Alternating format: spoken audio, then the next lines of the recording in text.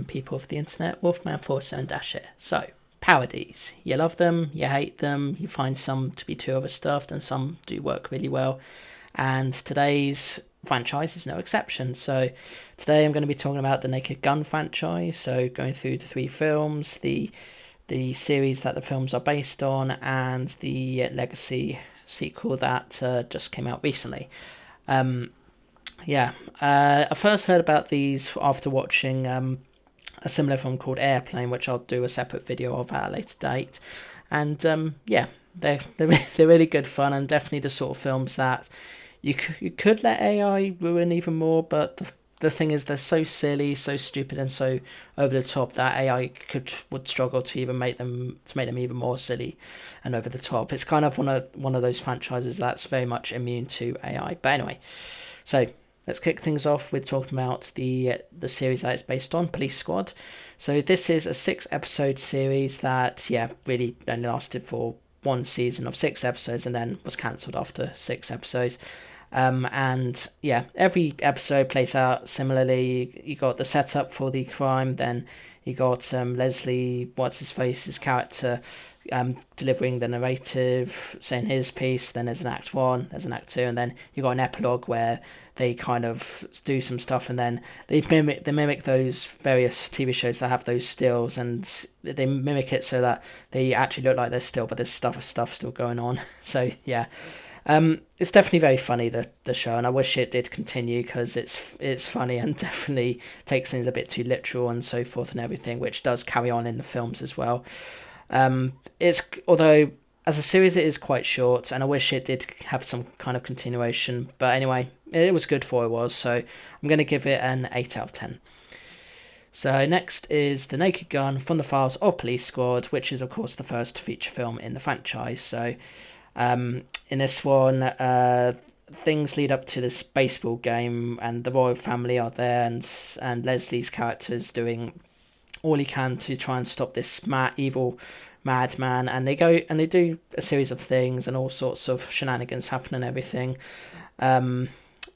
It's a good first film, and I definitely enjoyed it for what it was, but there's not really much I can say about it because there's just so much in there that it's kind of difficult to try and sort of get a feel for it and understand it and everything. But I enjoyed it, so I enjoyed it slightly more than the show, so I'm gonna give that one a 9 out of 10.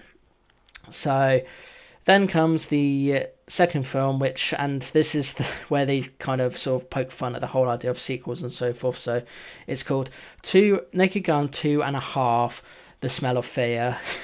Yeah, it's one of those. So this time around, we got the guy who I forget his name, but he plays Vernon Dursley in the Harry Potter films. He's there playing as two characters, a professor and a guy that's trying to become that's meant to be like this professor, and they try and stop this and Leslie's character once again tries to stop this evil guy. He finds love and all sorts of other stuff happening, all the usual shenanigans and everything. I gotta be honest, I think this is probably my favourite one of the films because it stars an actor that I know and like, and it is so much fun. But probably does kind of poke fun at disabled people a little bit, and maybe goes a little bit too far with that, but I don't know about that. But yeah, so Naked Gun 2.5, The Smell of Fear. It's definitely smells of fear and on all that other stuff. I'm going to give it a slightly lower 8 out of 10, and I apologise if I'm going a bit too fast. It's just these sorts of films I don't really want to reveal too much because there's just so much that happens in them that I don't want to spoil it for people. But anyway, so then we come to the final film of the original series, which is called 33 and a Third, The Final Insult. So this time around, Leslie's character is retired, or attempts to be retired, and then he winds himself in, and then he gets caught up in this sort of little gang of misfits that want to basically blow up the Academy Awards. And what I really like about this one is that even though it still pokes fun at the whole sort of police crime drama kind of genre, it also does make an effort to spoof various various kinds of films that were popular at the time. So I know there was a Geriatric Park, which of course is a spoof of Jurassic Park and would eventually be spoofed later on in The Simpsons.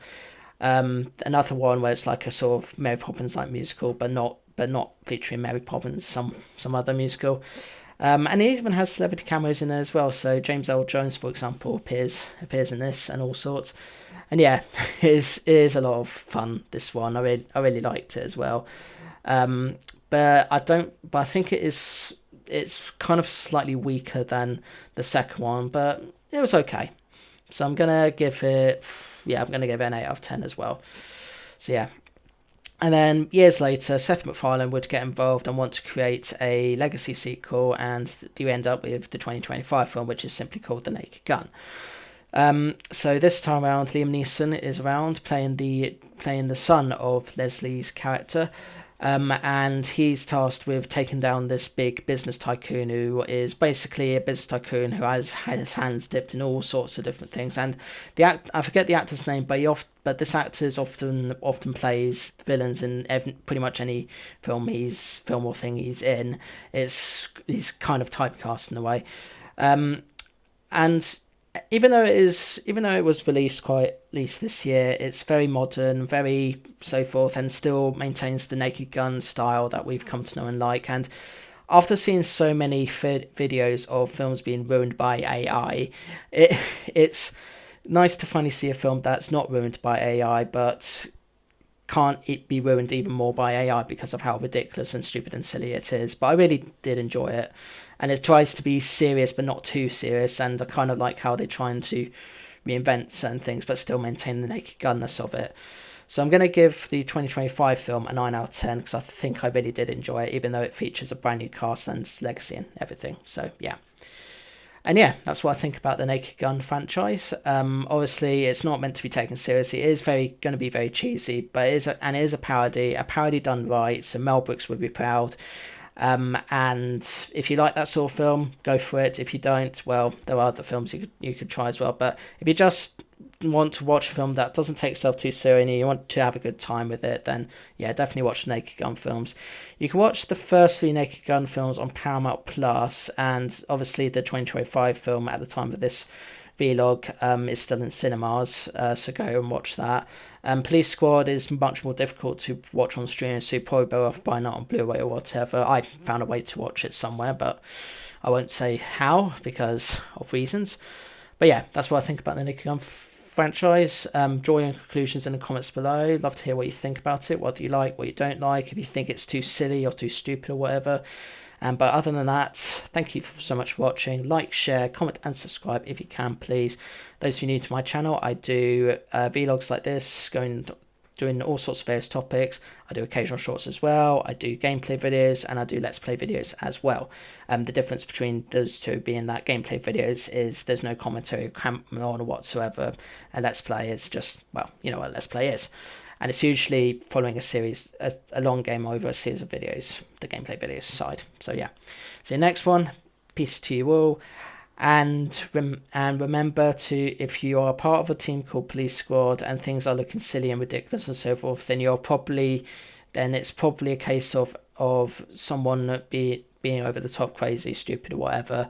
And it's just basically a parody and a spoof done right. So yeah, very rare that we get parodies and spoofs done right these days, and I'm always grateful to see ones that are done so well, just such as this.